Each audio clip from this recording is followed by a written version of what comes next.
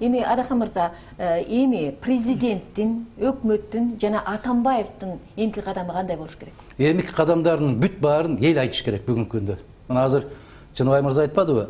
Эл дагы дендары болуп турат. Кайсы тарапты азыр айтып берем, азыр айтып берем. Мына Чыныбай мырза абдан бир жакшы сөз айтты да, мындай.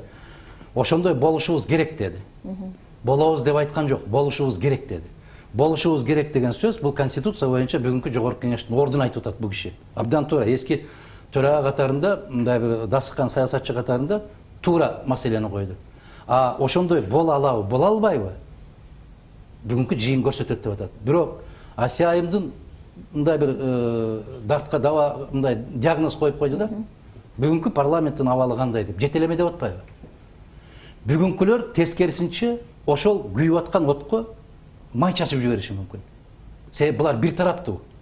Өзүнүн пикирин айткан 7-8 гана киши чырылдап чыгышы мүмкүн. Калганын баары азыр коопсуздук кеңешинде кандай чечим кабыл алынса, төрагасы баш болуп отуруп ошол отко май чачып жибериши мүмкүн. Тилекке каршы муну дагы жокко чыгарбашы мүмкүн. Чыныбай мырза, айтыңыз. Адахан Кинсанбаевич, мен буйрук берген адам жөнүндө эч нерсе айткан жокмун.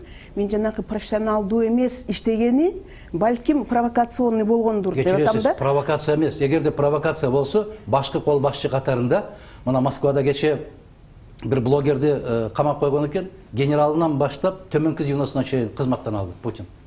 Мен көрөм бүгүн Жээнбековдин мына ушул операцияны түзгөндөрдү, операциянын үстүнөн көзөмөлгө алгандарды, ушул буйрук бергендердин бүт баарын кызматтан алганын көрөм бүгүн.